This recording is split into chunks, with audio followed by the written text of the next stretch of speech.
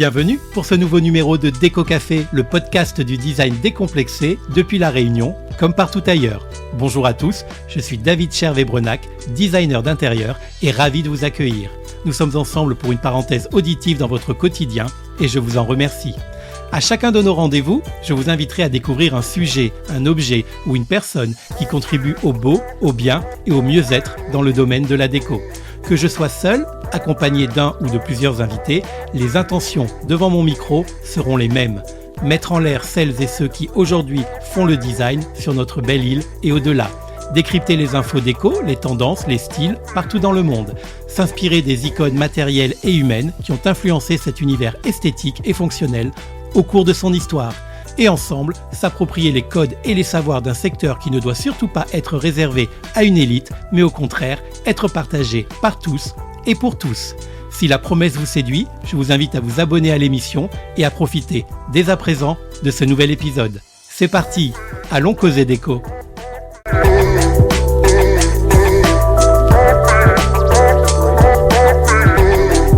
Aujourd'hui, je reçois à mon micro Mathieu Agel, une personnalité haute en couleur et qui n'a pas la langue dans sa poche.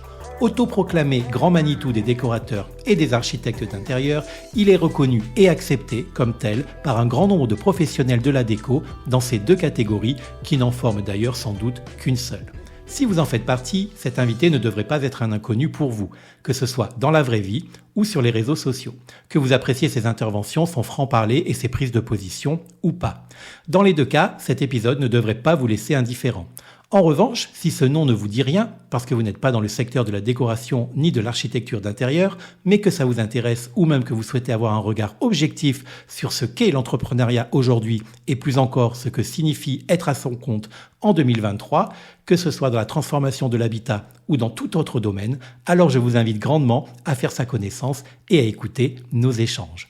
Au travers de cette conversation, sans filtre, Mathieu joue pleinement, c'est le mot qui convient dans la forme, son rôle à la perfection, en assumant sa personnalité de façon complètement décomplexée. Mais aussi dans le fond, par son analyse de la déco, de l'archi-intérieur, et plus précisément encore des métiers qui s'y rattachent, en nous dressant un portrait à la fois lucide et sans concession de la réalité du secteur, tout en étant, vous l'entendrez, bienveillant et surtout relativement optimiste sur l'avenir de cette activité.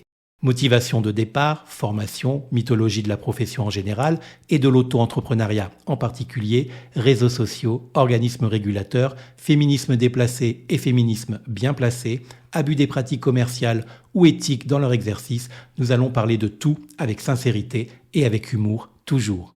Mais nous allons aussi parler de lui, évidemment, en sa qualité de chef d'entreprise, en essayant de découvrir ce qui se cache sous la coiffe du grand Manitou, ce qui fait son succès, les doutes qui l'assaillent encore peut-être, le cap ultime qu'il se fixe pour lui et bien entendu pour MH Déco, son entreprise principale. Parce que oui, quand on s'appelle Mathieu Agel, que l'on a fondé il y a plus de 10 ans et que l'on dirige entre autres et depuis le début MH Déco, la première franchise de décoration intérieure qui compte plus de 60 agences et autant de collaborateurs partout en France, on a forcément des choses à dire et à partager au micro de Déco Café.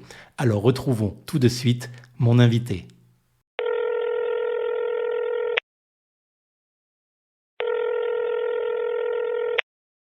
Mathieu, bonjour et bienvenue à La Réunion. Et merci d'être là avec nous.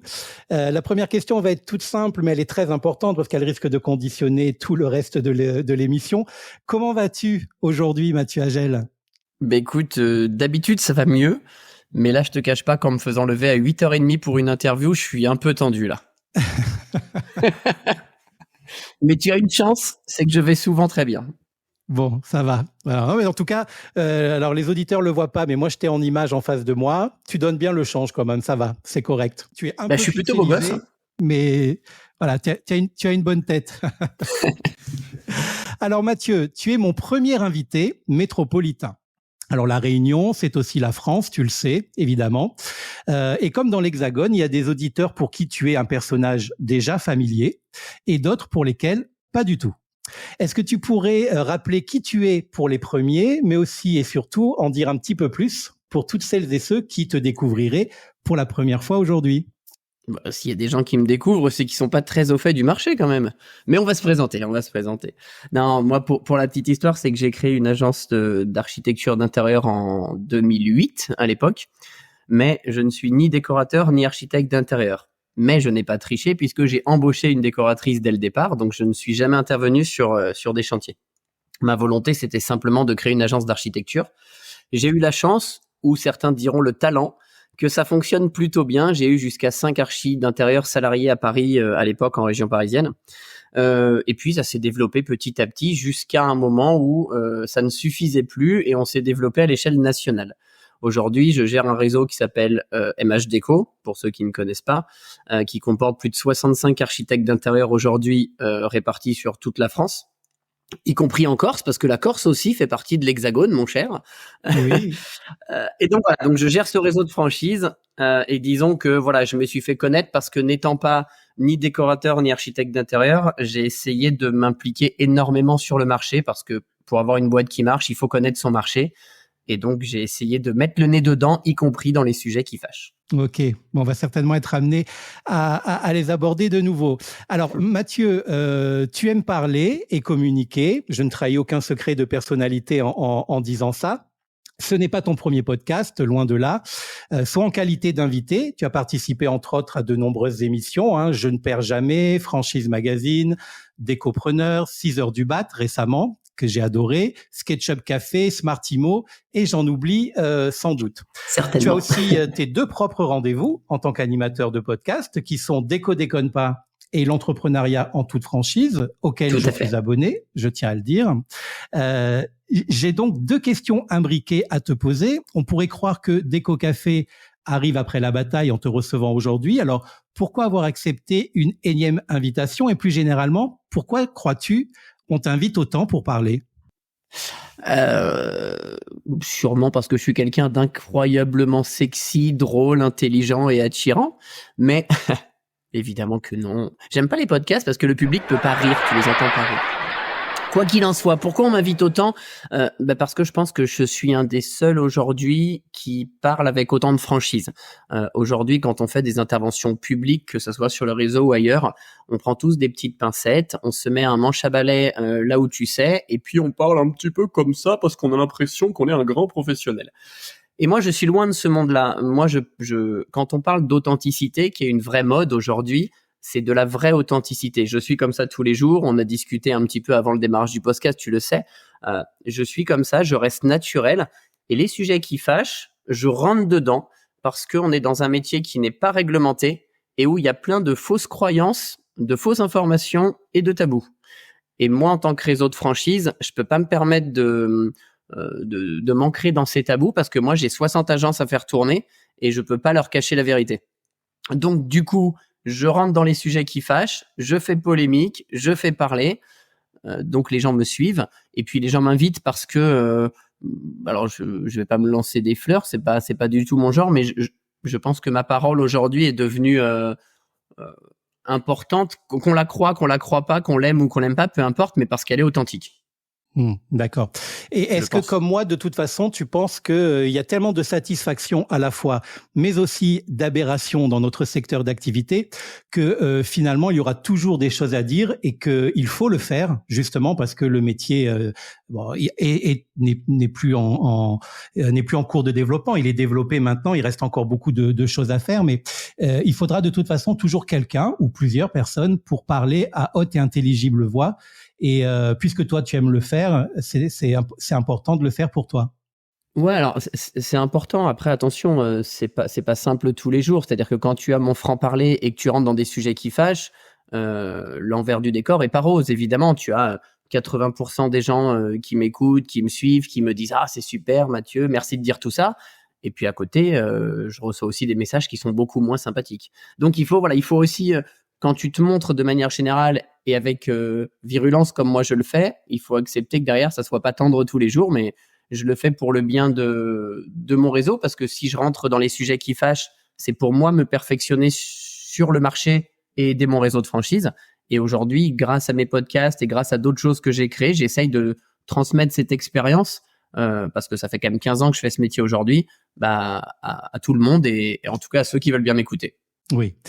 Et ils sont de plus en plus nombreux de ce que je sais, puisque moi je côtoie comme toi pas mal de personnes du métier et souvent, ça va te faire plaisir, tu arrives, enfin pas toujours, mais souvent tu arrives dans les conversations. Alors sur les différents médias, qu'ils soient sociaux ou un peu plus mainstream, on te présente souvent, pour ne pas dire toujours, comme le mec qui a franchisé les métiers de décorateur et d'architecte d'intérieur. Alors c'est à mon sens un petit peu réducteur parce qu'on va voir pendant l'interview que tu n'es pas que ça, mais c'est aussi vrai, donc on va commencer par là. Est-ce que tu peux nous dire pourquoi c'était pertinent pour toi à l'époque de créer et de développer ce modèle et surtout nous expliquer comment est structurée aujourd'hui ton entreprise et comment fonctionne ton business? En fait, quand je suis arrivé en 2008, moi de mon côté, t'avais pas encore de décorateur, tu avais pas encore d'architecte d'intérieur. À l'époque, on regardait Valérie Damido à la télé, voilà, ni plus ni moins. Alors ça prête à sourire, mais c'est une réalité. Et puis on a inventé le métier de coach déco, qui est un métier purement inventé parce qu'à l'époque, c'était le coach en développement, le coach en yoga, le coach en perte de poids, etc. Donc c'était la grande mode. Et moi, je suis rentré dedans en me disant, c'est dingue parce que c'est un métier qui est surmédiatisé. On voit des décorateurs, des archis à la télé dans tous les sens. Et quand tu regardes, à l'époque sur Google, quand tu regardes, en fait, t'as pas d'archis. T'as des grands archis de renom, mais t'as pas d'archis qui fonctionnent. Et moi, je me suis dit, je vais en faire une agence. Et puis à l'époque, et ça c'est important parce que c'est le fondement de la franchise. À l'époque, quand tu allais sur des moteurs de recherche comme Google, justement, quand tu cherchais un archi d'intérieur, que tu sois à La Réunion, à Toulouse, à Paris, à Versailles ou à Aix-en-Provence, tu avais les mêmes résultats de recherche. Aujourd'hui, c'est différent. Maintenant, Google fait de la géolocalisation. Il te présente des résultats en fonction d'où tu es connecté. Mais à l'époque, c'était pas le cas. Donc, en fait, j'ai eu la chance, finalement, parce que je le dis souvent, j'aime bien dire que je suis talentueux parce que ça flatte mon ego, mais en réalité, j'ai surtout eu la chance d'arriver au bon endroit au bon moment. Je suis arrivé en 2008 quand le marché se développait et quand Google a commencé à faire de la géolocalisation. Donc du coup, juste avant la géoloc, si tu veux, MH Déco était vu partout. Donc quand j'ai décidé d'ouvrir la franchise, finalement, c'était assez facile d'avoir des demandes. Sauf que l'envers du décor, c'est que quelques mois après, Google a fait de la géolocalisation et là, il a fallu tout recommencer partout où on était implanté. Donc c'était vraiment pas évident. Et ce qui m'a paru pertinent pour revenir vraiment à ta question initiale de pourquoi franchiser ce métier, parce qu'en fait, je me suis rendu compte, c'est toujours le cas aujourd'hui, ça n'a pas changé, qu'en fait, on est dans un métier où les gens ne gagnent pas leur vie. Parce que quand on est décorateur ou architecte d'intérieur, on oublie qu'on est chef d'entreprise. Et la gestion d'entreprise, le marketing, le commerce, ça s'apprend et c'est pas le métier du décorateur.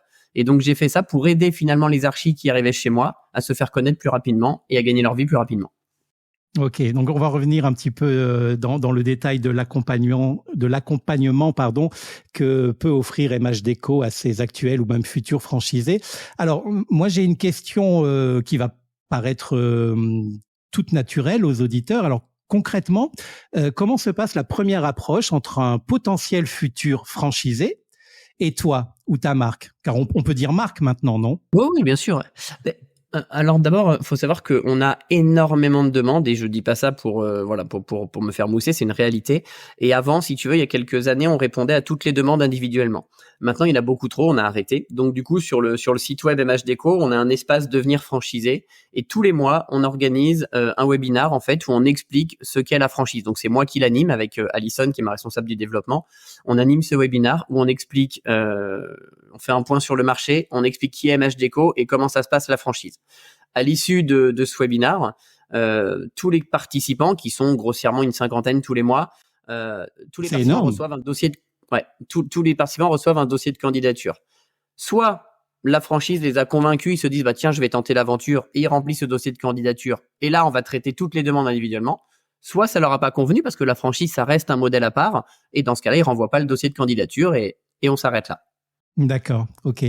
Et une fois que les deux parties sont d'accord et que le contrat de franchise est signé et la collaboration lancée, comment continue à s'articuler la relation professionnelle franchiseur-franchisé une fois qu'on bosse ensemble? Ouais. Aujourd'hui, d'abord, on fait un vrai process de recrutement, c'est-à-dire que quand on reçoit un dossier de candidature, on étudie plusieurs critères. D'abord, et le premier qui est le plus important, c'est est-ce que la personne elle a compris qu'elle va être entrepreneur. Parce que il y a plein de gens qui voient MH Déco sur le papier, c'est beau, mais la réalité, c'est que c'est très dur d'être franchisé parce que on est à son compte. Alors certes, il y a des facilités parce qu'on est à son compte dans une enseigne qui est beaucoup plus visible, avec des méthodes qui fonctionnent, des outils, etc. Mais on reste à son compte. Donc déjà, on a besoin de garantir ça. On a aussi besoin de garantir qu'elle ait des ressources financières, parce que franchisé ou pas, on veut pas gagner sa vie dans les 6 mois qui viennent. On est indépendant. Donc, on fait, je vais pas dire qu'on fait de l'anti-vente, mais on met la réalité en face. Attention, si vous venez pour être franchisé en pensant que vous allez gagner 10 000 euros par mois après-demain, il vaut mieux rester chez vous. Voilà. Par contre, ce qu'on garantit avec la franchise, c'est que le concept de la franchise, c'est un modèle qui est forcément plus rapide que si on était tout seul, puisque quand tu es tout seul, tu fais tout seul, tu crées ta marque, tu trouves tes clients, tu développes des outils, etc., etc. Quand tu es en franchise, tu bénéficies d'un savoir-faire qui fonctionne depuis plus de 10 ans. Tu as des outils, tu as des méthodes, tu as un accompagnement. Donc, c'est pas une garantie de succès, c'est une garantie que ça ne peut aller que plus vite et mieux, et d'aller mieux, je dirais, de se développer plus fort que si tu étais tout seul. Ça, c'est garanti puisque c'est la même chose, sauf qu'à côté, tu as plus de visibilité, une équipe qui t'accompagne.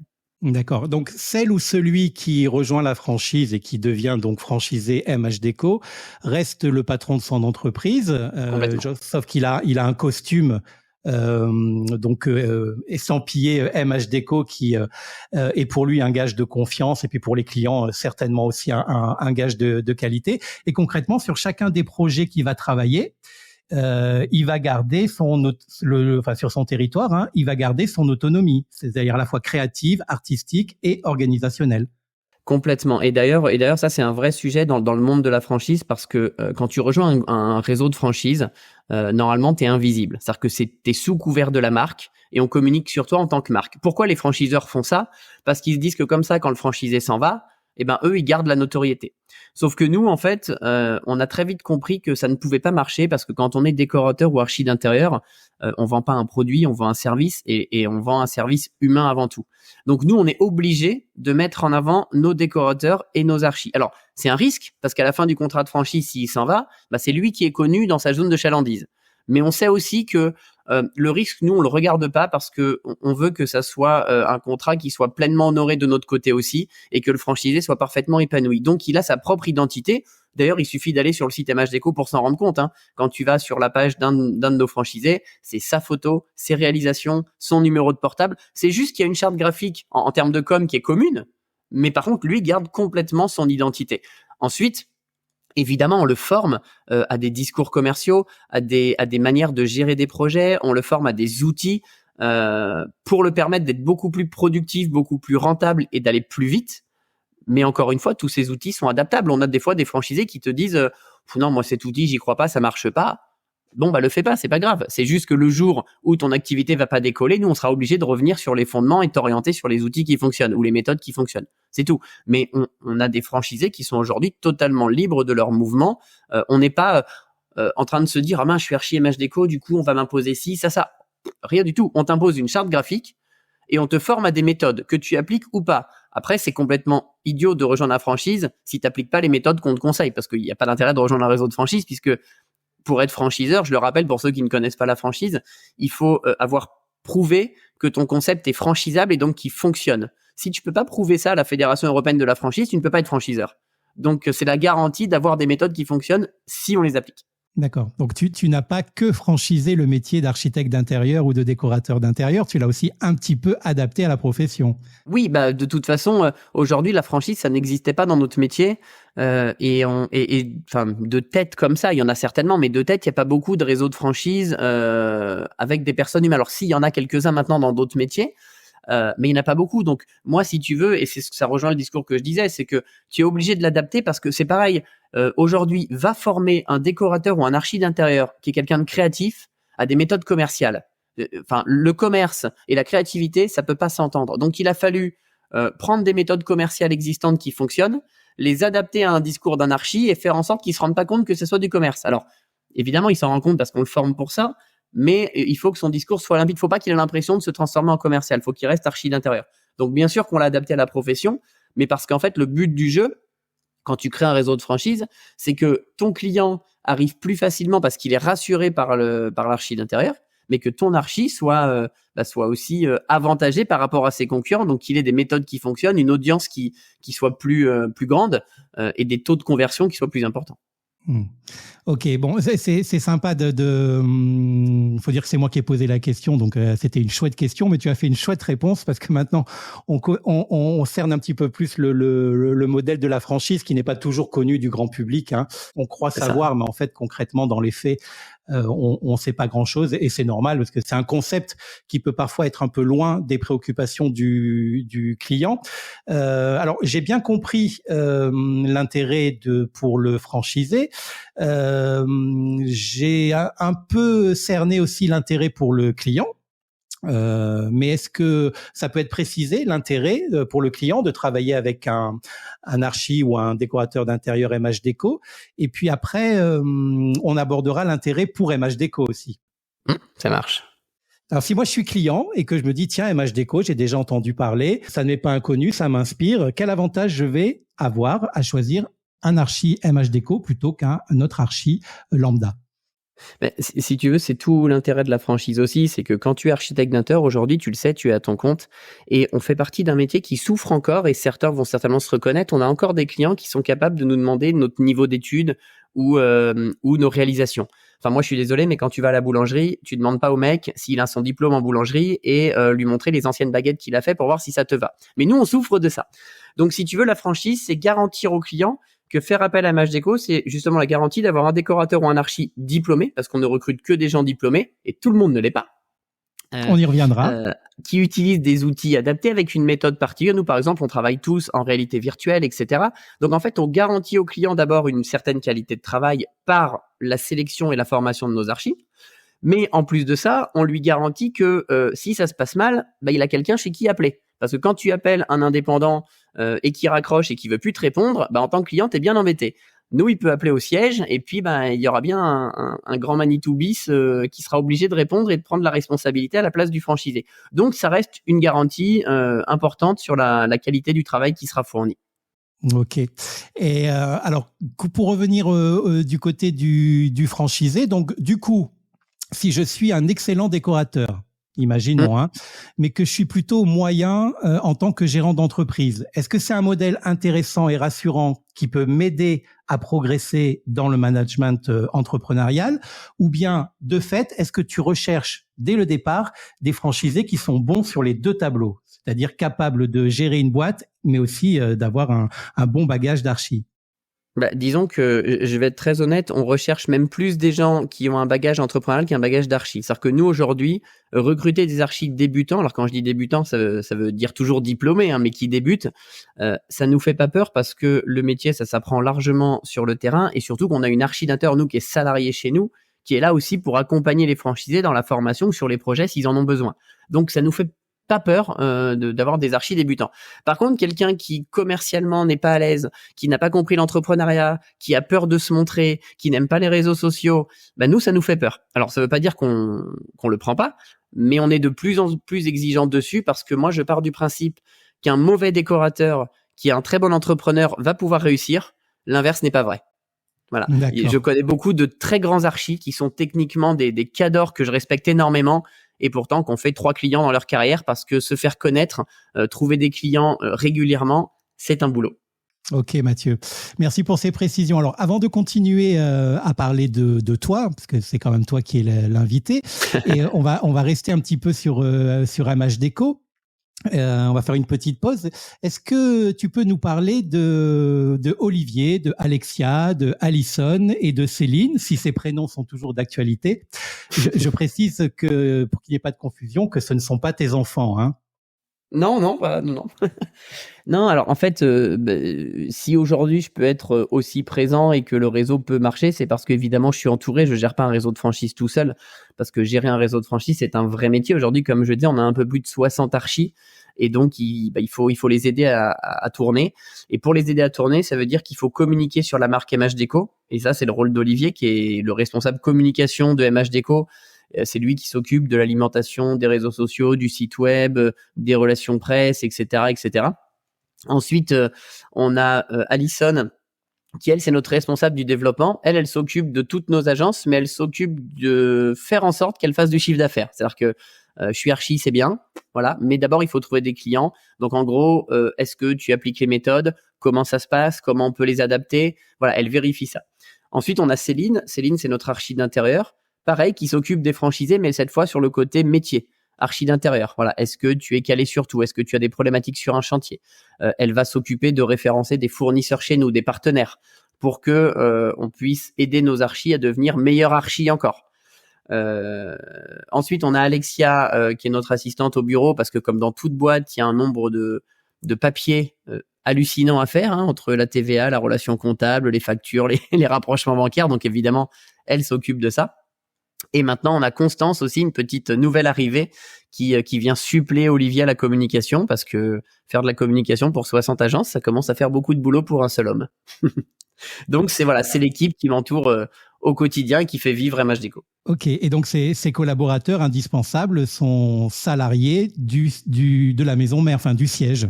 Ouais, tout à fait. Ce sont mes collaborateurs, ce sont mes salariés, et ils s'occupent effectivement de faire tourner la boîte, parce que tout seul, je pourrais pas. Aujourd'hui, on est trop. Bah oui, il faut bien, et c'est un signe de bonne santé, très très certainement. Alors tu l'as dit au moins 2 fois, et moi je vais le répéter une 3e fois.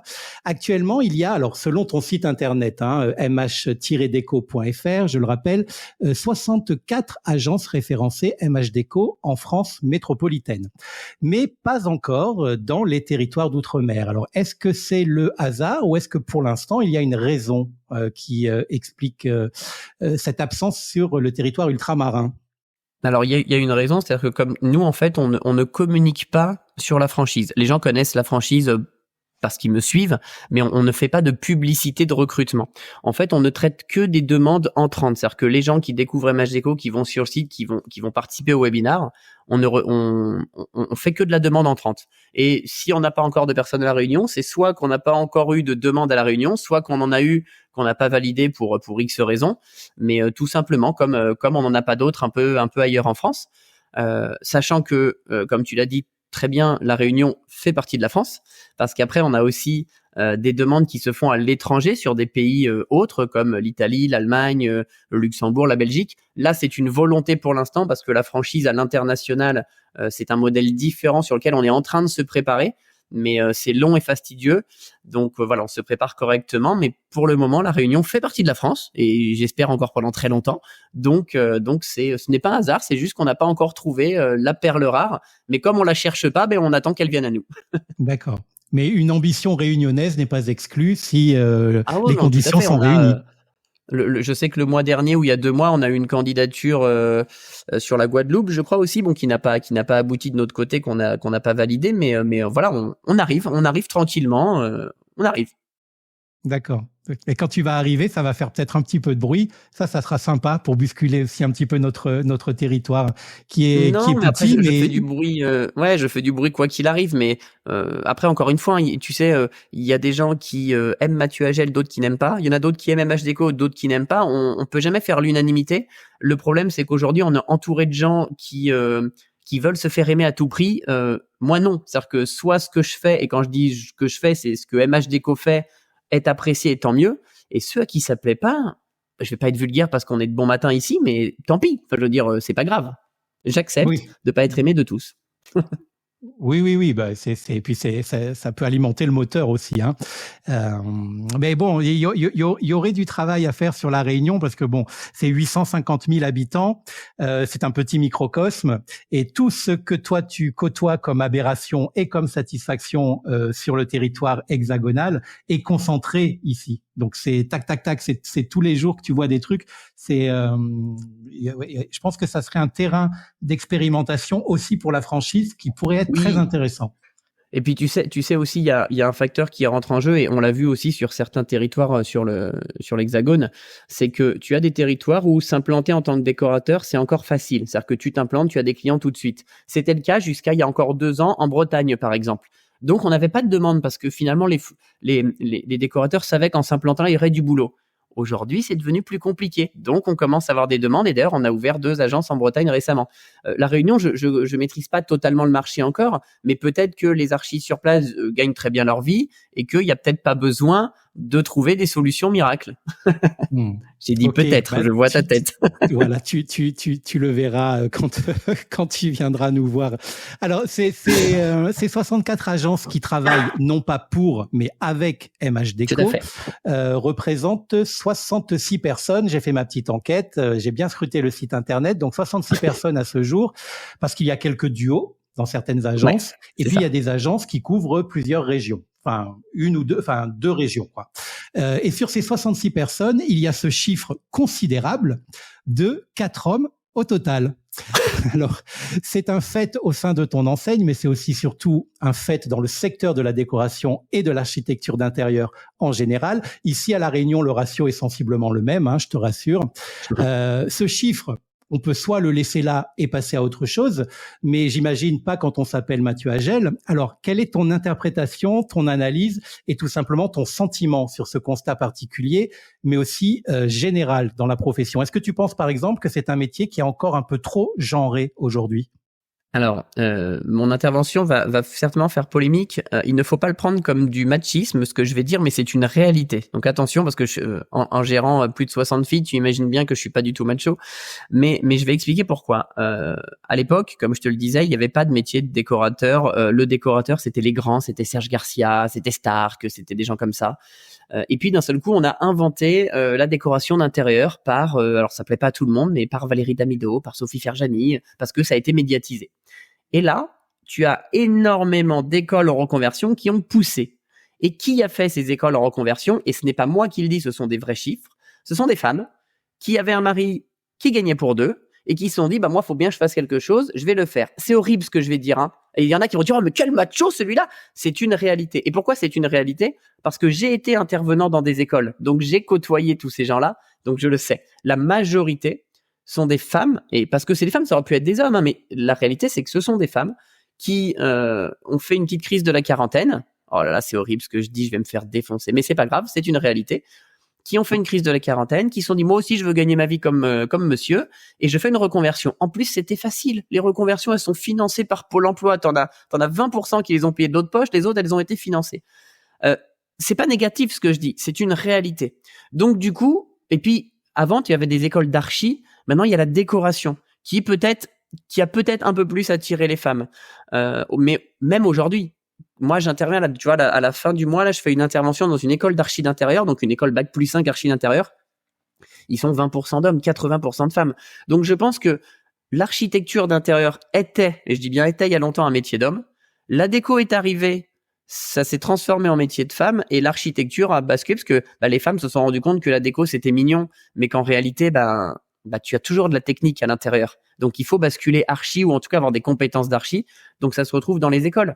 Mais la réalité aujourd'hui, c'est que, c'est devenu un métier de femme. Et moi, j'en suis très content parce que ça abolit un petit peu le machisme en France. Parce que quand je vois, moi, pour le gérer tous les jours, des archis femmes qui sont sur des chantiers, qui se font siffler ou mettre des mains aux fesses, c'est complètement scandaleux. Donc, on est en train petit à petit de montrer que les femmes j'ai fait un très beau post d'ailleurs sur Instagram à ce sujet qui parle des femmes dans les métiers du bâtiment et c'est une réalité, ça retourne un peu les choses et une femme n'est pas moins compétente qu'un homme techniquement. J'en suis la preuve vivante, non parce que je ne suis pas une femme, mais MHDeco en est la preuve vivante et toutes les femmes qui sont aujourd'hui architectes d'intérieur ou décoratrices et qui gèrent leurs projets en sont la preuve vivante. Il y a de la place pour les femmes et tout le monde le dit, l'avenir de l'homme c'est la femme. Et tant que le grand Manitou existera, ce sera toujours lui qui va cadrer tout ça, mais vous avez votre place juste après moi. D'accord. Bon, je pense que le message est entendu. Alors, continuons à parler de ce ou de ces métiers d'architecte d'intérieur et de décorateur. Justement, on verra un peu plus tard s'il est toujours encore nécessaire en 2023 de faire un distinguo entre les deux. Je sais que tu as ton avis sur la question. Ce sont des métiers que tu connais forcément bien, on l'entend, puisque tu les côtoies au quotidien, que ça soit tes collaborateurs, tes franchisés ou même ceux que tu croises dans la vie professionnelle. Puis tu viens de mettre en ligne aussi, on y reviendra, une étude de marché sur la profession. On va en reparler. Alors, ce métier d'architecte d'intérieur ou de décorateur d'intérieur, que ce soit un full-time job, un complément de salaire ou un simple hobby, c'est une activité qui est toujours à la mode. Même si tu l'as très bien rappelé, à l'heure où nous enregistrons, beaucoup en découvrent véritablement la réalité Et l'envers du décor, apprécier être jeté, peut-être, je résume ce que tu viens de dire, un peu trop vite ou même sans trop y réfléchir. Au final, toi qui a franchisé le métier, quel regard général tu portes sur la profession aujourd'hui? Sachant que bon, les points forts, hein, ton cheval de bataille, c'est on ne gagne pas ça vers ton cheval de bataille. Les sujets que tu abordes souvent, c'est compliqué d'y gagner sa vie. La plupart ne le font pas. Il y a encore beaucoup de n'importe quoi et c'est un métier qui n'est pas réglementé. Est-ce que tu sens une évolution ou ça traîne? Ça traîne, ça traîne. Et l'autre jour, j'ai eu une visio avec un organisme que je ne citerai pas, mais un des organismes qui essaye de réglementer le métier.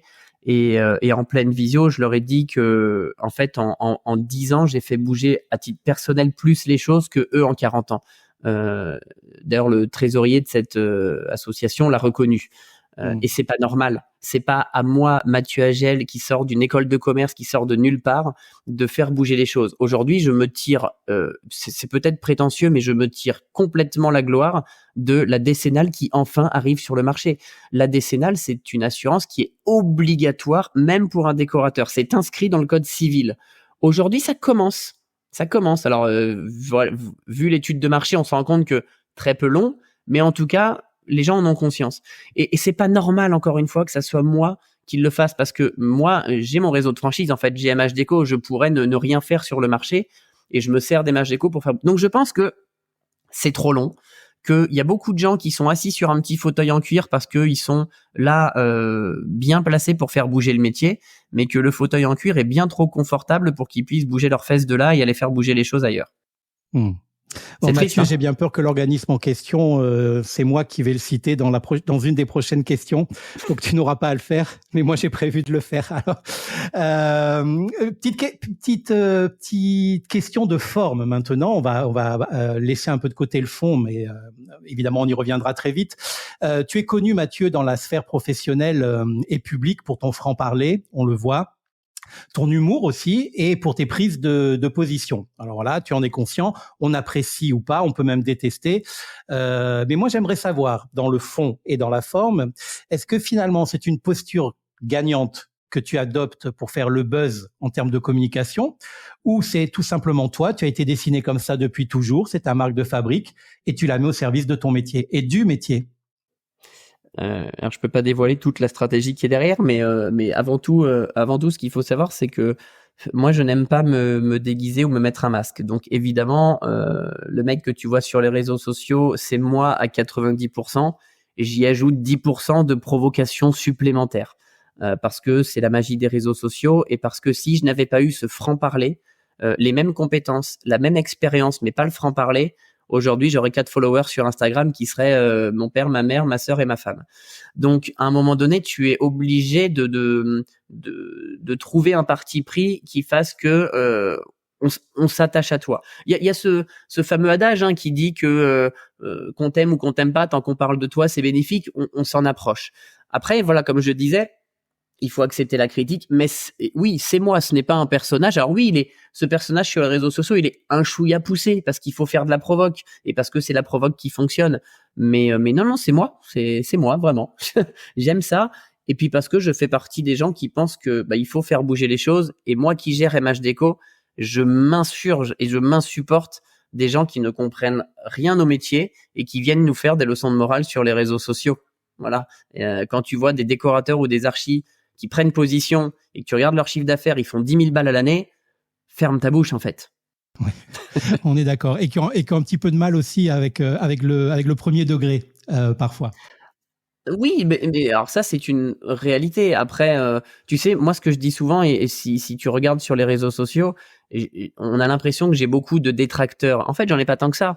Sauf que dès qu'il y en a un qui arrive, en fait, il faut savoir sur les réseaux sociaux, et ça, c'est une vraie stratégie marketing, que les détracteurs sont ceux qui te font faire le plus d'audience.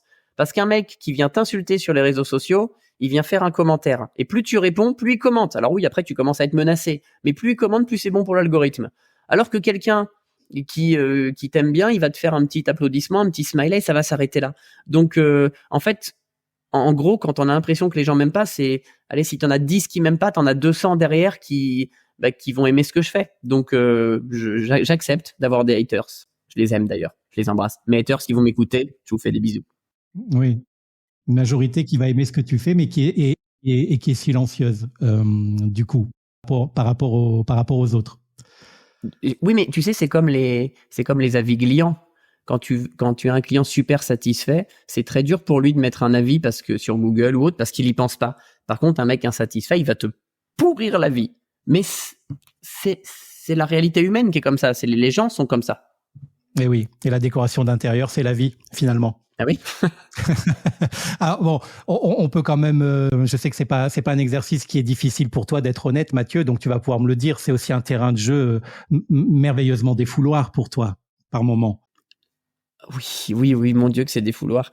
C'est des fouloirs, mais enfin, je m'attache à dire et j'aime bien repréciser les choses, c'est que il y a beaucoup de gens qui pensent que voilà, c'est un défouloir et je suis dans la provoque, mais je dis rarement de conneries. C'est-à-dire que tout ce que je dis avec autant de provocation que je peux y mettre, je dis des vérités. Je ne dis jamais de bêtises sur le marché. Ou alors je peux me tromper, ça peut arriver, c'est déjà arrivé, je l'ai reconnu. Mais généralement, si je prends position et que je fais de la provoque, c'est parce que j'ai envie de faire bouger les choses.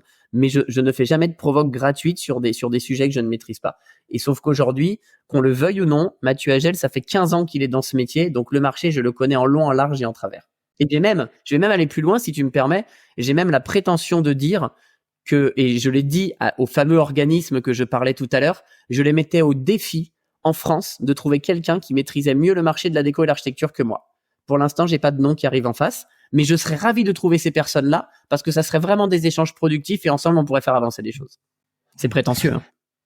Oui, bah c'est ta posture. Je pense que tu as apprécié pour ça, et cette posture a fait aussi, indépendamment des qualités de base que tu as fait aussi ta notoriété. Moi, ce que j'aimerais savoir, c'est est-ce que à l'inverse, de façon notable, hein, pas les petits tracas du quotidien qui mettent un peu le moral à zéro pendant 5 minutes et puis après on repart. Est-ce que lors d'un podcast ou suite à un post ou ça a pu te faire du tort de façon notable, je veux dire, dans l'exercice de ton métier?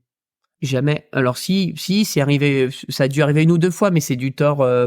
Alors j'enlève évidemment les insultes ou les menaces, évidemment, mais si on parle du vrai tort dans notre métier, je crois que à ma connaissance, il y a une marque qui n'a pas voulu travailler avec nous sur un partenariat que j'ai proposé parce que mon personnage digital leur faisait peur. Mais à côté, on en a tellement qui sont venus pour ça. Tu sais qu'aujourd'hui, si tu regardes mes franchisés, je pense qu'il y en a beaucoup qui ont découvert MH Déco en découvrant Mathieu Hagel. Donc aujourd'hui, je pense que dans tout ce que tu fais, professionnellement, mais personnellement aussi, tu peux pas, encore une fois, satisfaire 100% des gens. Donc aujourd'hui, j'ai pas 60 agences pour rien, j'ai pas 30 candidatures tous les mois pour rien. C'est parce que les gens ont compris que MH Déco, ça fonctionnait et que Mathieu, pour l'instant, ne racontait pas de la merde. Après, je conçois qu'on ne soit pas en adéquation avec ma façon d'être et je le comprends et je n'irai pas insister auprès de ces gens-là pour travailler avec moi s'ils ne comprennent pas mon personnage ou ne sont pas en adéquation avec ma façon d'être, parce que de toute façon, je suis comme ça. Et désolé pour tous les gens qui écoutent des podcasts comme le tien et qui voulaient pas m'entendre, bah, je suis encore là et il faudra s'habituer parce que je compte pas raccrocher tout de suite. Ils sont prévenus. Alors, tu viens de dire,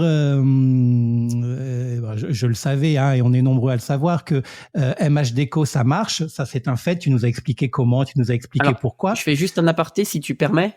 Oui. Quand on dit ça marche, attention, je mets un bémol parce que oui, ça marche pour MH Déco. Maintenant, tous les franchisés ne marchent pas parce que ceux qui ont moins de 2 ans d'ancienneté, ils galèrent, parce que même quand tu as de l'ancienneté aujourd'hui, et j'espère que les gens l'ont vu, depuis quelques mois, on est sur une conjoncture qui, dans notre métier, commence à être défavorable, et c'est la première fois que ça arrive depuis 10 ans, parce que quand il y a eu le Covid, etc., où on a vécu l'Eldorado, parce que c'était l'Eldorado, et qu'aujourd'hui, on se rend compte qu'on signe moins de projets, parce que les coûts des chantiers ont augmenté, les délais des chantiers ont augmenté, et les taux de crédit ne passent plus. Quand les gens rénovent une maison avec un crédit, c'est devenu compliqué aujourd'hui. Donc aujourd'hui, quand on dit MH Déco, ça marche, j'aime bien l'entendre parce que c'est vrai, je gagne ma vie, je paye mes salariés, j'ai 75-80% des agences qui fonctionnent très bien, mais faut pas oublier qu'ils sont tous entrepreneurs et que c'est pas rose tous les jours non plus. Voilà, même si on sort largement notre épingle du jeu. Voilà, je peux pas moi me permettre de dire MH Déco, les gars, ça marche, quand je sais que j'ai encore des franchisés qui galèrent, soit parce qu'ils viennent de démarrer, donc là c'est la logique, soit parce qu'aujourd'hui, et ça nous arrive, on en a quelques-uns qui ont bien vécu et qui là ont un petit passage à vide, alors qu'ils vivent quand même bien mieux que la majorité du marché, mais c'est quand même pas évident quand tu as une petite baisse de régime. Donc voilà, c'est pour ça que je mets un bémol dessus, c'est qu'il faut pas croire que tout est beau, tout est rose tous les jours non plus. Animer un réseau comme ça, c'est vraiment un travail du quotidien pour nous, mais aussi pour nos franchisés. Oui, oui. Bah, quand je disais ça marche, je parlais surtout du concept, de l'idée Ça fonctionne, bien sûr, ouais. et de l'organisation. Bien sûr, du coup, il y a une question que j'ai pas posée et que j'aurais dû poser. Je suis vraiment un très mauvais intervieweur. C'est quoi les revenus de la franchise de MH Déco, du siège? Les nôtres, enfin. Oui. Comment la franchise se rémunère? Exactement. En fait, on se rémunère sur un pourcentage du chiffre d'affaires des franchisés. Un franchisé aujourd'hui reverse 10% de son chiffre d'affaires à l'enseigne MH Déco. Ça, c'est dans le contrat. Et donc, en fait, comment? C'est dans le contrat. Ouais, c'est dans le contrat, bien sûr. Et moi, j'aime bien ce modèle de fonctionnement parce qu'il y a eu quelques mois une pseudo-architecte d'intérieur qui voulait briller sur les réseaux sociaux, a fait une intervention sur la franchise. Alors, elle ne parlait pas de moi, mais comme je suis le seul dans le métier, forcément, je me suis senti un peu visé, où elle disait qu'il fallait faire attention aux réseaux de franchise parce que les réseaux de franchise s'enrichissaient sur le dos des franchisés. Ce à quoi j'ai fait une intervention qui m'a valu d'être bloqué et je crois qu'elle a même voulu déposer plainte. Mais je l'ai démonté sur les réseaux sociaux pour la simple et bonne raison que si tu réfléchis un tant soit peu, quand on se rémunère sur un pourcentage, ça veut dire que si le franchisé gagne pas sa vie, on gagne pas notre vie. Pire que ça, s'il gagne pas sa vie, on perd on perd de l'argent parce que le franchisé qui fait 0 de chiffre d'affaires, il a des collaborateurs à disposition, il a des outils qu'on lui fournit, il a une communication tout autour. Donc nous, un franchisé qui génère pas suffisamment de chiffre d'affaires, il nous fait perdre de l'argent. Donc c'est la preuve vivante qu'en fait on a le même intérêt et qu'on peut pas laisser un franchisé sur le carreau. C'est pas possible. Oui. D'où la force aussi de la franchise dans les moments où ça va un peu moins bien, de se sentir épaulé et accompagné par quelque chose d'un peu plus grand au-dessus et puis surtout un réseau qui fait qu'on peut se soutenir, on peut s'entraider et trouver des solutions pour améliorer la situation. Et comme tu dis, surtout un réseau, parce que on est nous une équipe effectivement où on les accompagne, on les aide, où on est là pour eux, mais ils sont aussi tous ensemble. C'est-à-dire que nous, on a notamment un intranet où ils peuvent communiquer entre eux, ils se posent des questions. Enfin, je veux dire, c'est un vrai réseau qui vit. C'est-à-dire que même s'ils sont tous répartis aux 4 coins de la France, c'est un réseau qui vit, pour de vrai. Ok. Alors, parmi les sujets de prédilection, tes sujets de prédilection, pardon, Mathieu, on retrouve souvent une critique assez grinçante sur les vocations des nouveaux décorateurs ou archis d'intérieur. Et tu en as un petit peu parlé tout à l'heure, et c'est sur ça que je voudrais qu'on revienne maintenant, sur les formations qui sont censées les préparer ou les former au métier. Alors, si tu me le permets, j'aimerais bien remettre une petite pièce dans le jukebox pour que tu nous dises précisément ce qui ne va pas en matière de formation aujourd'hui dans notre milieu. Alors, la première des choses qui ne va pas, c'est que les écoles n'ont pas compris que c'était un métier d'indépendant. Aujourd'hui, va trouver un emploi de décorateur ou d'archi d'intérieur, il faut les reins solides. Pourquoi il faut les reins solides? Parce qu'il n'y a pas beaucoup d'emplois, parce que 80% des archis d'intérieur sur le marché sont des freelances. Donc des agences, il y en a très peu. Quand ils ont un salarié, il est bien au chaud et il n'y a pas un turnover de dingue. Et donc, qu'est-ce que font les écoles? Elles te forment plus ou moins bien, je reviendrai dessus après, sur l'architecture, mais par contre, on ne te prépare absolument pas à devenir indépendant. C'est-à-dire que quand tu sors, tu as ton beau diplôme en poche, reconnu RNCP, je sais pas quoi, sauf qu'on a oublié de te dire que c'est pas parce que tu as un diplôme que la terre entière le sait, en fait. Donc, tu as des gens qui déchantent parce qu'on leur a vendu une belle formation, on a oublié de les... Alors, soit c'est la faute aux écoles, mais c'est aussi parce que j'aime pas jeter la pierre toujours sur des gens. C'est aussi la faute des gens. C'est-à-dire que quand tu fais une école qu'on te prépare à la déco, si tu te lances à ton compte et que tu n'es pas capable d'avoir la présence d'esprit de te dire « Attends, là, je vais être à mon compte, comment je vais faire ?» Ça va être compliqué. Aujourd'hui, moi, je le dis, que tu sois décorateur, électricien, coiffeur ou ce que tu veux, quand tu bosses à ton compte, 80% de ton travail, c'est l'entrepreneuriat. Et si tu as de la chance, tu feras 20% de déco et d'architecture. Et ça, c'est une réalité. Donc, c'est facile de jeter la pierre aux écoles. Je suis premier à le faire sur certaines écoles sans jamais citer de nom parce que je veux pas diffamer et c'est pas mon problème. Mais faut aussi que chacun prenne ses responsabilités. C'est facile de dire oui, l'école, elle m'a pas dit ça. Oui, enfin, tu te montes à ton compte. À un moment donné, faut aussi s'enseigner. Mais voilà, pour revenir à ta question, la première chose, c'est que on ne prépare pas, même si ça bouge, ça commence à bouger, on ne prépare pas assez à l'entrepreneuriat. L'autre envers du décor, c'est que c'est devenu un business juteux, la formation. J'ai même pas les chiffres et j'oserais même pas les dire parce que je pense qu'ils sont dévalorisé, parce qu'il y en a beaucoup plus, mais le nombre de décorateurs qui rentrent dans des écoles en reconversion à distance ou en physique, mais c'est des milliers chaque mois. Des milliers chaque mois. Quand tu sors d'une école, moi j'ai fait des interventions dans des écoles, dans des villes où ils sont 30 en face de moi, et je leur dis là, dans 3 mois, vous sortez tous dans la même ville, indépendants. Bon courage. Et je leur dis à ce moment-là, dans 3 ans, il en reste 2. Et à chaque fois, ils me regardent avec des gros yeux. Et quand je regarde ce qui s'est passé, c'est 2, c'est déjà bien. Mais c'est une réalité. Les écoles, comme toute école, tu sais, moi j'ai fait une école de commerce, c'est pareil. Quand je suis sorti de mon école de commerce, on m'a dit que j'allais gagner 5 000 euros par mois, que j'allais être recherché, que... Non, faux, totalement faux. J'ai commencé au SMIC et d'ailleurs j'ai monté ma boîte quasiment tout de suite parce que j'ai bien compris que ça serait compliqué. Donc, les écoles ne préparent pas assez. Les écoles, beaucoup d'écoles en ont fait un business. Et d'ailleurs, tu sais, moi je m'amuse d'un truc. Il y a beaucoup de gens qui te disent, oui, alors à votre avis, quelle école je dois choisir entre celle-là, celle-là et celle-là? La majorité, elles appartiennent au même groupe. Parce que c'est devenu tellement juteux que tu as un groupe qui arrivait, qui a racheté toutes les écoles. Alors j'exagère, hein, mais qu'on a racheté 3-4. Et quand on hésite entre 3 écoles, en fait, c'est le même groupe. Ça m'amuse. Ça m'amuse, mais c'est triste. Enfin, donc à un moment donné, ouais, il faut aussi réfléchir par soi-même. L'école n'a pas tous les torts non plus. Et le dernier point où là, je défends les écoles, c'est qu'il y a beaucoup de gens qui font des écoles en 3 mois, par exemple, et ils se plaignent parce que l'école n'est pas assez complète. Attention, quand on fait une reconversion professionnelle et qu'on veut faire en 3 mois ce que font des gens en 5 ans, il faut accepter que ces écoles, elles sont là pour vous donner les bases, mais qu'après, ça sera aussi beaucoup d'auto-formation. Évidemment qu'on n'est pas formé à SketchUp en 2 jours, mais les écoles, en 2 jours, elles balayent les bases. Après, c'est à vous de se former. On ne peut pas avoir le beurre et l'argent du beurre, demander une école financée par l'État en 3 mois, alors que d'autres payent des écoles 20 000 euros en 5 ans. Donc, c'est normal qu'il y ait une grosse partie d'auto-formation. Donc, certes, les écoles ne préviennent pas assez de ça, mais il faut pas non plus jeter toute la pierre aux écoles. Chacun doit être responsable de ses choix aussi. Ok. Alors, on y vient, Mathieu, parce qu'il faut bien y venir. Sauf erreur ou mytho de ma part, tu t'es, attention, roulement de tambour, tu t'es récemment attiré les foudres d'une défenseuse du CFAI. Peux-tu nous rappeler ce qu'est le CFAI et pourquoi tu ne portes pas trop cet organisme dans ton cœur? Et je précise que c'est bien moi qui ai prévu la question. Putain, tu me lances sur un sujet de merde là. Elle n'est pas commandée. Non, je vais faire plus. Enfin, je vais essayer de sélectionner mon discours, mais non. En soi, en fait, je m'attire les foudres parce que, alors, je vais même pas parler foncièrement du CFAI parce qu'ils sont plusieurs organismes hein, dans ce type-là. Il n'y a pas que eux. Attention. Oui, le problème, pour moi, et je dis bien pour moi, et ça n'engage que moi, ce sont des microcosmos qui sont à 1000 lieues de comprendre le marché. C'est-à-dire que sur le fondement, leur rôle est ultra important pour notre métier. Ils doivent faire en sorte que le métier petit à petit se réglemente. Et quand je dis le métier, c'est le métier d'archi d'intérieur, mais aussi celui de décorateur.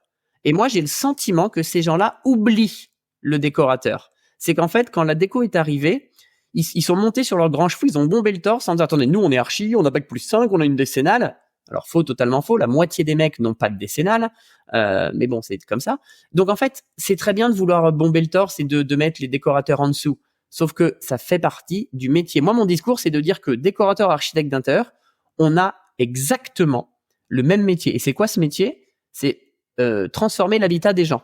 Sauf qu'on n'a pas les mêmes compétences. Il est évident qu'un archi d'intérieur qui a fait 5 ans d'études, il n'a pas les mêmes compétences qu'un décorateur qui en a fait 3 mois. Par contre, chez MH Déco, j'ai des gens qui ont fait une reconversion, qui font aujourd'hui partie des plus compétents techniquement de mon réseau, parce que ils ont appris sur le chantier, etc., etc. Donc, je pense que ces organismes sont vraiment sur un petit microcosmos. Ils sont un peu entre eux. C'est un peu un petit truc. Alors, c'est pas politisé, mais presque. Et ils sont bien assis sur leur fauteuil en cuir. Oui, nous, on est là, on va réglementer le métier. Enfin, ça fait 40 ans qu'on attend. Et surtout, on oublie la partie déco, quoi. Et on a le même métier. Il y a un métier d'architecte d'intérieur. Il y a un métier de décorateur. C'est bien beau de faire la différence entre les deux. Eh ben, faites-la, aidez-nous à la faire. Et ce qui n'est pas fait. Et je trouve ça lamentable de rejeter, parce que c'est ça qu'ils font. Ils rejettent tous les gens qui ont fait des reconversions. Parce que pour eux, ce ne sont pas des vrais archis. Ben, c'est pas vrai. Demain, ils seront peut-être plus compétents qu'un vrai archi. Et le dernier point, c'est que la réalité, c'est que le métier n'est pas réglementé. Donc quand on dit oui, il faut, non, il faut rien du tout. La seule chose qu'il faut, c'est une décennale parce que ça, c'est inscrit au code civil, c'est une réalité. Par contre, ils mettent des codes de déontologie. Dedans, il faut pas faire ça, il faut pas faire ça, il faut pas faire ça. Il n'y a pas de réglementation. Donc, on induit des gens parfois en erreur. Et ce que je leur reproche, par contre, et ça c'est un vrai reproche, c'est qu'ils ont un vrai manque de communication derrière. Quand on s'appelle l'UNAID, le CFAI ou d'autres, on doit communiquer, on doit se montrer parce que aujourd'hui, moi, tu l'as vu l'étude de marché, peut-être que tu l'as vu, celle que j'ai sortie, tu as vu quel pourcentage de personnes ne savent pas ce que c'est le CFAI ou l'UNAID? Oui, ça fait partie des choses que j'ai notées. C'est intolérable. C'est intolérable. Et alors, peut-être qu'on peut dire faute aux décorateurs qui se renseignent pas assez, mais faute à ces organismes. C'est un devoir pour eux de communiquer. Donc voilà, je dirais pas que je les porte pas dans mon cœur parce que c'est pas vrai. Je trouve que la cause est louable et que heureusement qu'ils existent. Mais je pense qu'il faut peut-être à un moment donné se dire qu'être assis derrière un bureau sur un siège en cuir, c'est un peu facile. C'est en allant sur le terrain et en acceptant la transformation du métier qu'on fera bouger les choses. Et je pense que ce sont des gens qui n'acceptent pas la transformation du métier parce que oui, le métier se transforme. Oui, il y a des reconversions. Oui, il y a des décorateurs. Oui, il y a de la 360 degrés, il y a de la réalité virtuelle. Oui, il y a de l'intelligence artificielle. Et en fait, on a l'impression qu'ils restent bornés dans leur métier d'il y a 50 ans. Donc, les gars, si vous écoutez ce podcast, faites bouger les choses et faites bouger les choses. Ah bah, si l'UNAID ou le CFAI se met à écouter Déco Café, je t'enverrai un bouquet de fleurs ou une belle boîte de chocolat.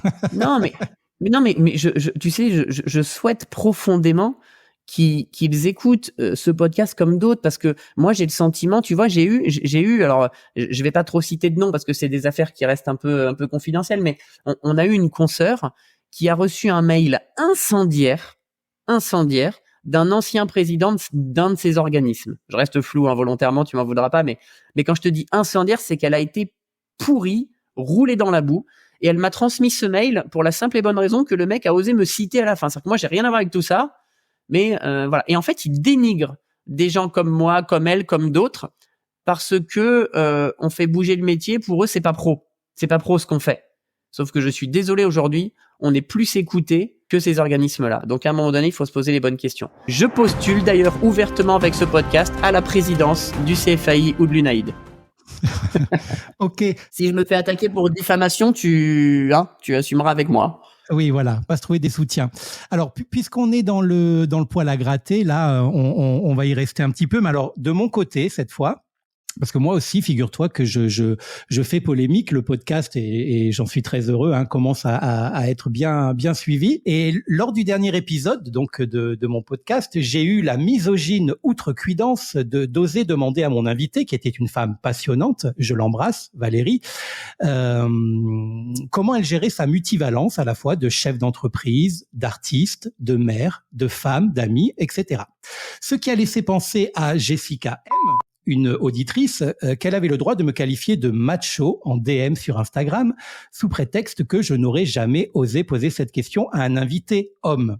Ce qui, je m'en rends compte en parlant en ce moment même, doit faire beaucoup rire tous ceux et celles qui me connaissent, ne serait-ce qu'un tout petit peu. Alors donc, Mathieu Agel, puisque j'ai le plaisir de discuter avec toi aujourd'hui, j'ai besoin que tu m'aides pour me sortir de ce scandale podcastique, si tu veux bien. Mathieu Agel, me confirmes-tu être un homme ? Jusqu'à preuve du contraire, oui. Me confirmes-tu être un chef d'entreprise avec un S d'ailleurs à entreprise ? Oui. Un mari ? Oui. Un père ? Oui. Un podcasteur ? Oui. Un écrivain, un analyste, un metteur en scène ? Aussi. Alors, comment fais-tu en tant qu'homme, cœur sur toi, Jessica, pour gérer cette multivalence au quotidien ? Ça ne doit pas être facile en tant qu'homme.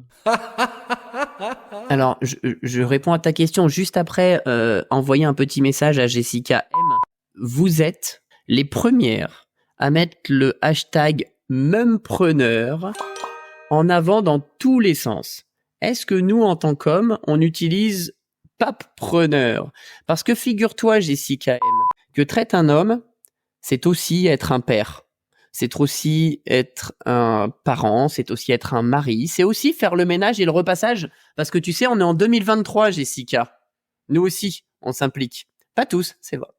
Alors effectivement, peut-être que notre animateur d'aujourd'hui n'a pas posé la question aux hommes et l'a posée aux femmes, parce qu'aujourd'hui, il y a toute une communication sur le mumpreneur dont vous êtes, les femmes, les premières à mettre ça en avant. Et moi, je trouve ça, et j'ai fait un très beau post à ce sujet aussi sur LinkedIn il y a quelques temps sur le pseudo mumpreneur. En faisant ça, vous êtes les premières à vous desservir. Parce que vous voulez, et vous avez entièrement raison, être considéré comme l'égal de l'homme.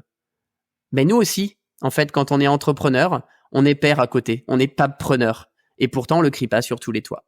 Bisous, Jessica. Maintenant, revenons à ta question. Comment je fais? Non, alors, on me pose souvent la question de comment je fais parce que comme tu l'as dit, je fais beaucoup de choses. J'ai MH Déco qui effectivement monopolise 250% de mon temps, mais à côté j'ai une deuxième société où on fait de l'événementiel, où j'organise un salon de l'habitat et bientôt l'Archi Week-end dont j'espère que les gens ont entendu parler. J'ai aussi une association où je donne des cours de théâtre d'improvisation, je mets en scène des pièces de théâtre.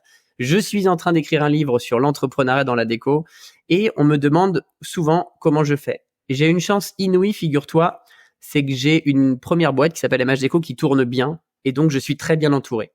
Et on a l'impression que je fais beaucoup de choses, c'est vrai, mais je peux me le permettre parce que j'ai de moins en moins de production à faire. Ce que j'appelle la production, c'est-à-dire que aujourd'hui, quand tu vas sur le site MH Déco, par exemple, tous les jours, il y a des nouvelles réalisations qui apparaissent sur le site. Il faut les prendre en photo, il faut faire des textes, il faut les mettre sur le site. Et tout ça, j'ai la chance d'avoir des personnes chez nous qui s'en occupent. Donc, quand tu as moins de production, tu peux te concentrer sur plein d'autres petites choses et apporter tes idées partout. Et en fait, dans tout ce que je fais, je suis entouré. Alors certes, le livre que je suis en train d'écrire, je suis seul, mais par contre, tout le reste, je suis entouré, donc c'est beaucoup plus facile. Aujourd'hui, l'Archi Week-end, on me dit, mais Mathieu, c'est super, etc. Oui, mais à la fois, j'ai un associé et j'ai des ambassadeurs qui m'aident à communiquer dessus. Donc voilà, tu peux pas être partout comme moi ou comme d'autres si tu n'es pas entouré à un moment donné. Humainement, c'est pas possible. Mais effectivement, je fais tout ça et en plus, je vois mes enfants et je vois ma femme. Eh ben, on est heureux pour eux, bien évidemment. Et c'est bien de le préciser parce que parfois, quand on est très occupé, on a tendance à négliger un ou deux points de notre vie et c'est souvent la famille.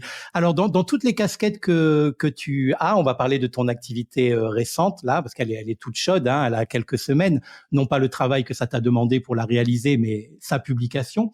J'aimerais que tu me parles un petit peu de l'étude de marché que tu viens de terminer et que tu as la grande bonté de mettre à la disposition, à usage personnel, je précise, de celles et ceux qui la souhaitent. En fait, ça fait des années que je communique, que je fais polémique parce que j'annonce des chiffres, je dis qu'on gagne pas sa vie, je dis etc. plein de choses et les gens me prennent pour un fou.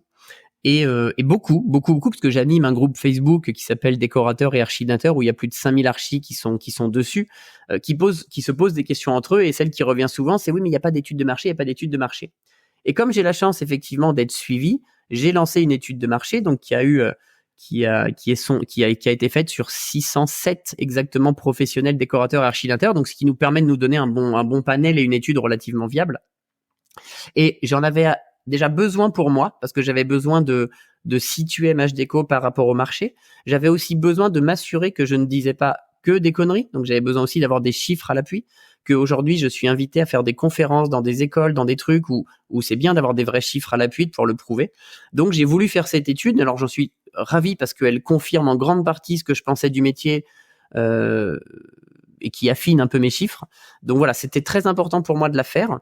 Et comme je suis très impliqué sur le marché grâce au groupe Facebook, et puis on se rend pas compte comme ça, mais je suis extrêmement sollicité sur Insta ou sur LinkedIn par des décorateurs qui des fois me demandent des conseils. Alors, je peux pas les accompagner comme je voudrais parce que je suis aussi maître d'un réseau de franchise et il faut que je les serve eux avant tout. Mais voilà, je donne aussi quelques conseils. Alors pas comment gagner sa vie évidemment, mais sur l'entrepreneuriat. Donc j'ai mis cette étude à dispo. Et pourquoi je l'ai mis à dispo? Parce que ça permet aussi de faire bouger les choses. Voilà, peut-être que le CFAI l'a téléchargé, peut-être que l'UNAID aussi, peut-être que certaines écoles aussi. Donc regardez ce qui se passe sur le marché, c'est ça. Ok. Et alors moi je l'ai parcouru pour l'instant je suis honnête avec toi, je l'ai parcouru dans les grandes lignes. Je vais m'y pencher un peu plus parce que j'avais un podcast à préparer, mais je vais m'y pencher un peu plus sérieusement ce week-end. Et puis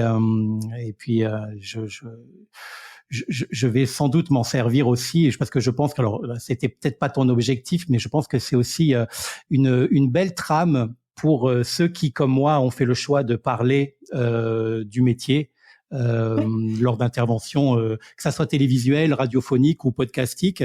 Ça peut être aussi une trame sur laquelle s'appuyer, pour pas dire de bêtises déjà, et puis alors avec ton accord, hein, bien sûr, et pour utiliser des chiffres dont on sait maintenant qu'ils ont été vérifiés. Si je peux me permettre un aparté sur cette étude, c'est que celle que je livre gratuitement, je ne l'ai pas analysée. C'est-à-dire que si tu l'as parcouru, c'est une succession de chiffres et de tableaux.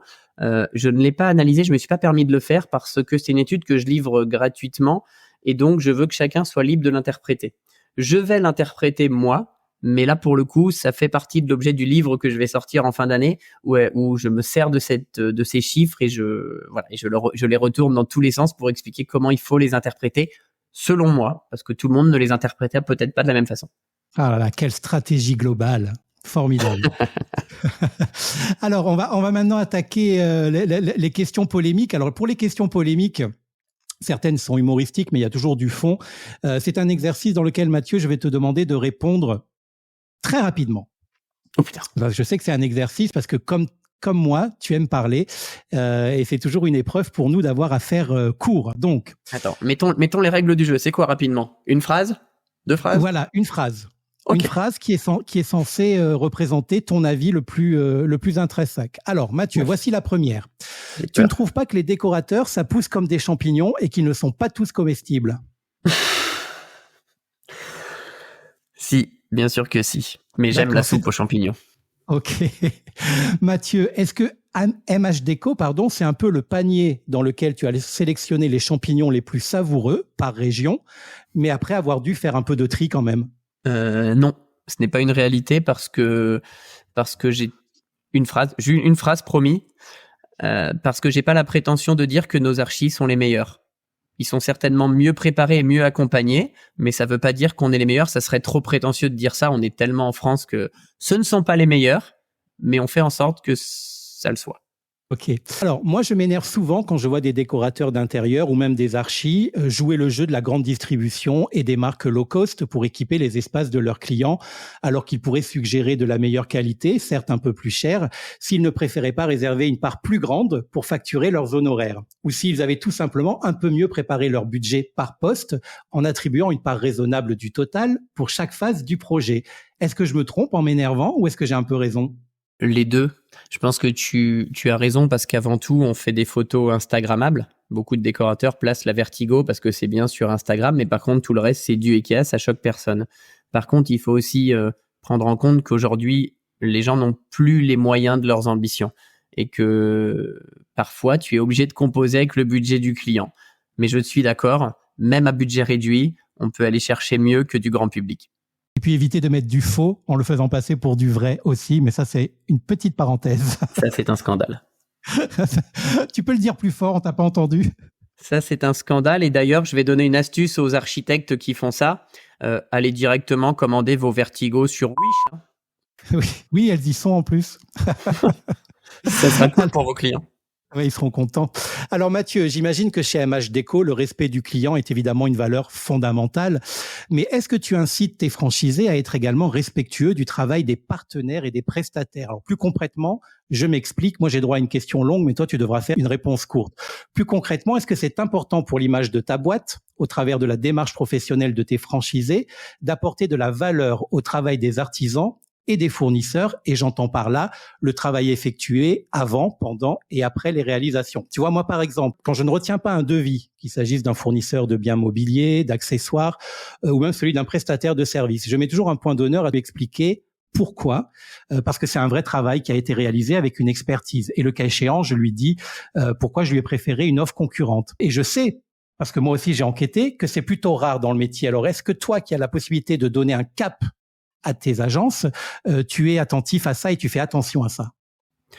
Alors, ce que tu dis, c'est vraiment bien parce que ça me donne une vraie piste de réflexion parce qu'on n'y prête pas assez attention de manière aussi précise. En revanche, il est évident que l'humain de manière générale, que ce soit avec nos clients, nos partenaires, nos fournisseurs, est très important. Et je m'attache à dire que Quand on travaille avec des marques ou avec des artisans, on est partenaire.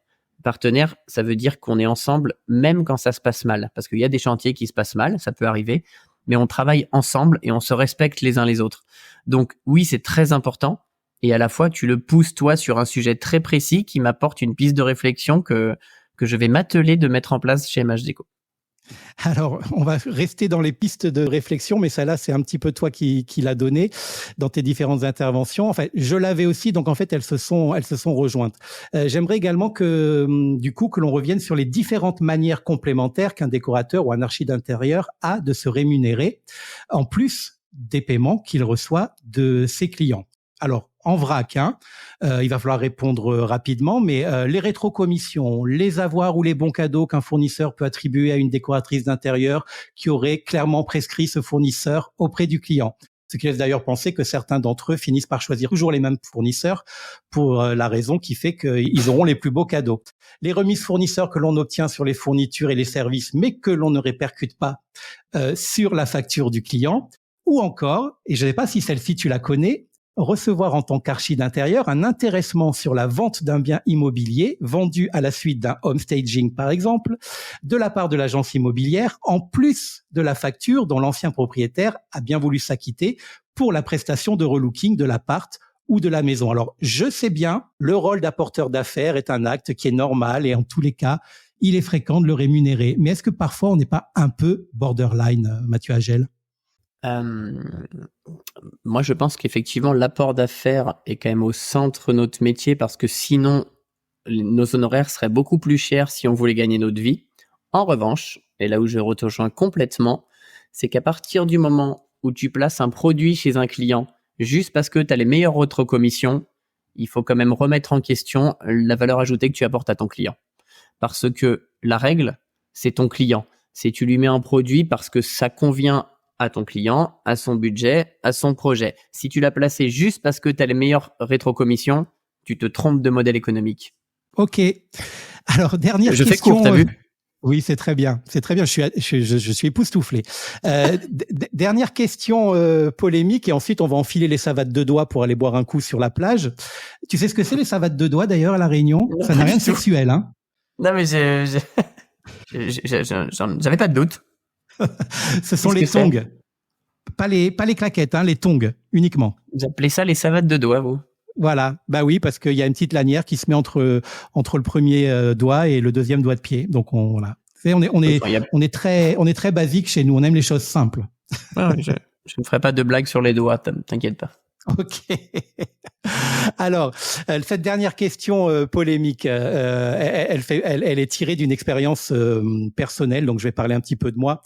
Quand mon métier était de vendre du mobilier de bureau, mon ancien patron, Jean-Claude, que je salue parce que je suis en bon terme avec lui, me disait toujours « David, je ne vous ai pas embauché pour faire des plans, mais pour vendre du mobilier ».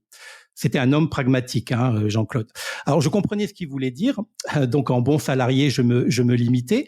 Mais paradoxalement, je n'ai jamais autant vendu de mobilier qu'avec l'aide d'une belle mise en situation, bien jolie, en vue 3D et tout et tout. Toi, quand tu dis assez régulièrement que le métier d'archi ou de déco, d'intérieur, ce n'est pas de faire des plans 3D, tu es plutôt, du coup, team Jean-Claude qui pense que c'est une perte de temps et que c'est inutile, ou tu es plutôt team David qui pense que c'est un chouette outil de vente, certes pas suffisant, mais indispensable de nos jours. Alors, attention, quand je dis que notre métier, c'est pas de faire du plan 3D, je parle du modèle économique. C'est que ce qu'on chiffre, c'est du temps de réflexion. La 3D, c'est uniquement, enfin, c'est mon discours, c'est la seule manière que l'on a de montrer ce qu'on a dans la tête au client. Donc, c'est pour ça que quand je dis ce n'est pas notre métier, ça veut pas dire que je pense qu'il faut pas le faire. Je pense qu'il faut le faire, évidemment, mais quand on calcule son revenu, etc., faut pas dire là, je vais passer 4 heures pour faire la 3D. Non, c'est pas ça qu'on facture. On facture pas une 3D. La 3D, c'est juste le livrable. Et voilà, c'est pour ça que je dis ça. Maintenant, ton cas, il est différent. Ton métier, c'était de vendre des meubles. Et là où il y a eu un vrai sujet de réflexion, c'est que, à la fois, je suis d'accord avec toi, tu les vends plus facilement avec un outil d'aide à la vente. Et à la fois, c'est aussi à Jean-Claude de calculer aussi sa marge. Parce qu'il est évident que si sur un meuble, il gagne 50 € et que tu passes 8 heures à faire un plan 3D, je comprends qu'il fasse la tronche. Donc, il faut aussi adapter son prix de vente et sa marge au temps passé pour vendre. Donc, je pense que les deux s'entendent. Je suis d'accord avec toi. C'est un outil d'aide à la vente.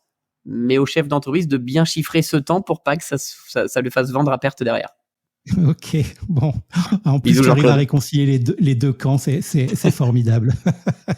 Non, mais aujourd'hui, quand tu vends n'importe quoi d'ailleurs, tu utilises de méthodes, d'outils. Nous, dans notre cas, dans le cas d'un vendeur de meubles, c'est du dessin. Quand tu achètes une cuisine, le mec il fait sa marge sur le mobilier, mais il a aussi un commercial en face. Et le temps de travail du commercial, il il impacte la marge de la cuisine. Donc il est aussi normal. Enfin, je pense que la réaction de Jean-Claude est pragmatique en disant oui, mais attention, il faut vendre et rester dans ses marges.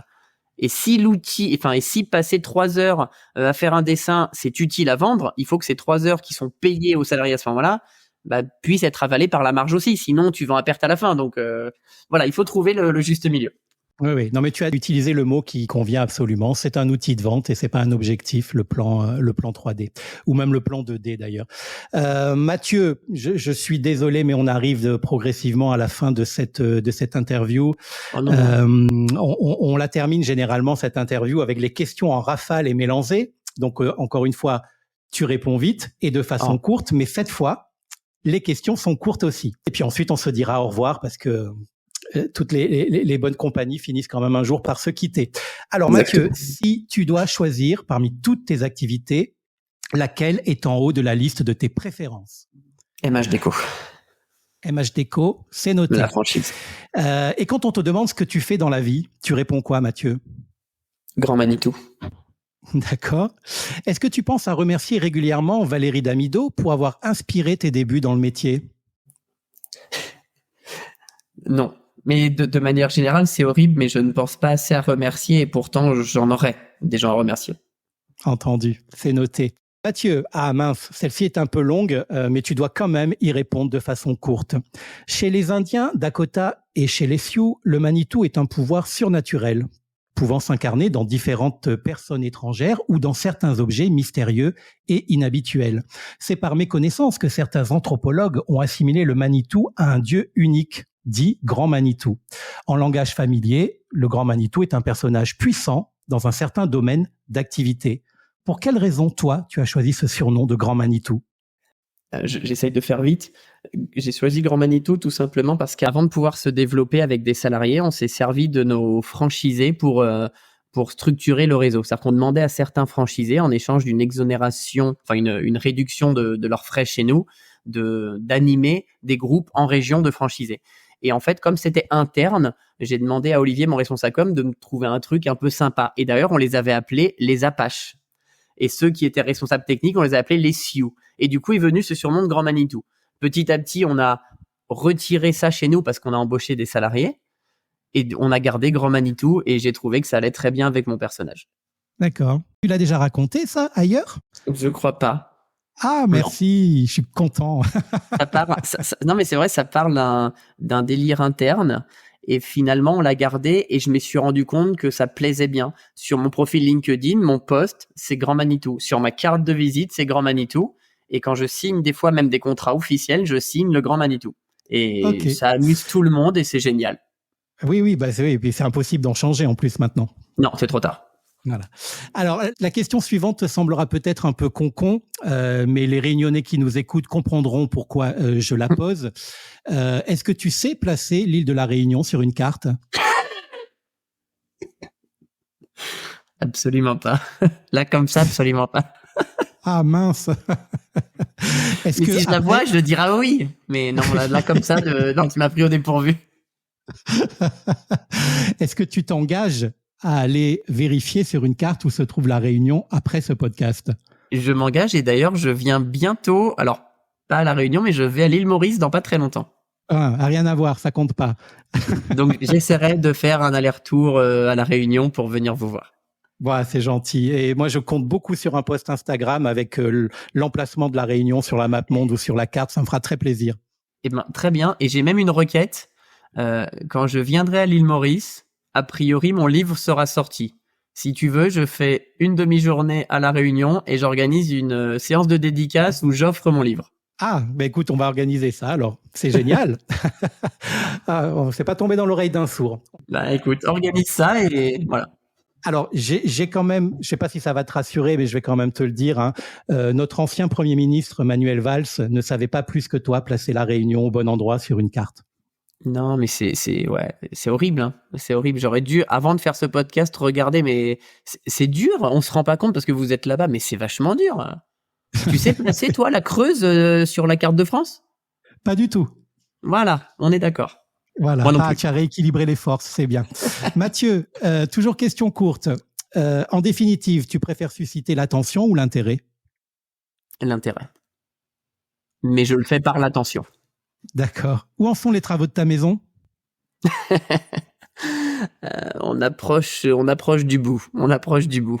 Beaucoup de problématiques de chantier, mais on approche du bout. D'accord. Ouais. Tu sais ce qu'on dit des cordonniers? Oui, c'est bien ça le problème. Alors, tu viens de fêter les 10 ans de la franchise. Est-ce qu'il y a encore des challenges, à l'horizon, à la fois pour MH Déco, mais aussi pour Mathieu Agel? Pour MH Déco, c'est un challenge perpétuel parce que j'ai l'impression qu'il y a tellement de choses à faire dans ce métier que ouais, j'ai envie de grandir, mais comme je le dis toujours à nos franchisés, on privilégie des agences qui marchent au nombre de franchisés. Ça serait facile aujourd'hui d'avoir 200 agences, mais il faut les faire marcher. Donc c'est pour ça qu'on y va tranquillement. Mais par contre, l'objectif d'MH Déco est de continuer à grandir et d'aller grandir à l'international. Et ça, c'est le vrai objectif de MH Déco, voilà, de pousser partout en Europe. Et le challenge de Mathieu Agel, c'est de continuer dans cette voie-là avec des axes d'amélioration, mais c'est d'essayer de faire bouger les choses. Et si un jour je pars de ce métier, j'aimerais pouvoir être fier en disant j'ai participé à cette transformation. Ok. Mathieu, rien à voir, hein, mais c'est les questions en rafale et mélangées. Donc, en fait, j'ai le droit, je fais ce que je veux, c'est mon podcast. Est-ce que j'ai aussi le droit de choisir moi-même la photo qui va illustrer la vignette du podcast? Non. Oui, bien entendu, mais parmi la sélection que je te ferai. D'accord. Alors, tu m'as un peu coupé l'herbe sur le pied tout à l'heure, mais c'est pas grave, je la pose quand même. En matière de luminaires qui finissent en O, tu es plutôt Pipistrello ou Vertigo? Aucun des deux. Aucun des deux. Tu connaissais mon podcast avant que je ne t'invite à y participer? Oui. Ok. Comment s'est passée notre conversation maintenant qu'elle est presque finie? Somme toute relativement agréable. Bon, moi je trouve ça plutôt sympa, mais je t'avoue que j'aurais préféré que tu m'invites tout frais payé à la Réunion pour l'interview, mais j'accepte de le faire à distance. Bah quand le podcast sera suffisamment sponsorisé, je te promets que tu seras un des premiers à bénéficier de cette invitation. Parfait. Ça va, le décalage horaire était supportable? Non, ça va. Ok. Est-ce qu'il y a une question que je ne t'ai pas posée et que tu aurais aimé que je te pose au final? Non, tu me les as toutes posées. La question que j'aime bien, c'est et que tu m'as posée, c'est si mes interventions publiques me desservaient plus qu'elles ne me servaient. Mais tu me l'as posée, donc non, tout va bien. Si, tu aurais pu me poser une question sur l'Archi Week-end, le but de l'Archi Week-end. Eh ben vas-y, allez, en 3 mots. En 3 mots, le but de l'Archi Week-end, je sais pas faire en 3 mots. Non, si. Allez, 4. Non, 3, je peux le faire. Fédérer le métier. Très bien. Parfait. Alors, Mathieu, est-ce que tu m'autorises à dire aux auditeurs que je me suis régalé, vraiment, à échanger avec toi et à gratter un peu au-delà du personnage, et qu'en marge du côté, je ne m'en cache pas, bankable de Mathieu Agel à qui l'on confie un micro, je suis vraiment content que l'on ait pu aborder autant de sujets en toute franchise, comme dirait l'autre. Si tu le penses sincèrement, tu peux le dire. Eh ben c'est fait. Mathieu, je vais à présent devoir te rendre à ta vie trépidante de chef d'entreprise à grande gueule, mais avant ça, on se voit quand du coup à La Réunion pour trinquer et pour partager une de nos nombreuses spécialités culinaires? Donc tu l'as dit, c'est en avril? À peu près, ouais. Je donnerai plus d'informations sur la date précise, mais c'est aux alentours de ces mois-là, ouais. D'accord. Bah du coup, comme on dit chez nous, n'a retrouve alors? Eh ben, n'a retrouve et je viendrai avec mes sandales de doigts là. Voilà, savates de doigts. Tu étais presque. Pardon. Je viendrai avec les savates de doigts. Encore merci Mathieu Agel, fondateur de la franchise MH Déco, mais pas que. On l'a tous compris. Merci d'être venu. Merci d'avoir répondu à l'invitation. J'espère qu'on aura donc l'occasion de se voir en vrai et de discuter autour d'un verre très rapidement. Je te dis ciao et je te dis à bientôt. À bientôt. Merci beaucoup. Et voilà, Déco Café baisse son rideau pour aujourd'hui et le réouvrira le mois prochain. Merci beaucoup de l'avoir écouté jusqu'à la fin, en espérant, évidemment, que ça vous ait plu. Vous pouvez d'ailleurs compléter l'expérience en prenant connaissance des références utiles dans les notes de l'émission. Si vous avez aimé ce podcast, n'oubliez pas de vous abonner pour être informé et profiter des prochains épisodes, que vous soyez un curieux, un amateur ou un professionnel du secteur. N'hésitez pas non plus à partager cette émission en invitant vos amis à nous rejoindre sur leur plateforme d'écoute préférée ou en la postant en story Instagram. Instagram où vous pouvez également retrouver tout mon univers sur le compte DCB Intérieur Design ou encore le compte dédié Déco Café Podcast avec un K à café sur lequel vous trouverez l'ensemble des publications qui illustrent chacun des numéros. Et si vous écoutez cette émission sur une application ou une plateforme qui le permet comme Apple Podcast par exemple ou même Spotify, sous la liste des épisodes, je vous invite à laisser un commentaire, comme un avis bienveillant, des idées de sujets que vous aimeriez que j'aborde à l'avenir, ou même des informations et des conseils complémentaires que vous souhaiteriez partager avec tous les auditeurs. Cela ne vous prendra que quelques secondes, mais qui auront un fort impact positif pour l'émission et pour moi. Vous savez comment ça fonctionne, plus j'ai d'avis et de notes 5 étoiles, plus le podcast est mis en l'air et proposé aux nouveaux auditeurs. Merci d'avance et bisous à tous les déco-addicts.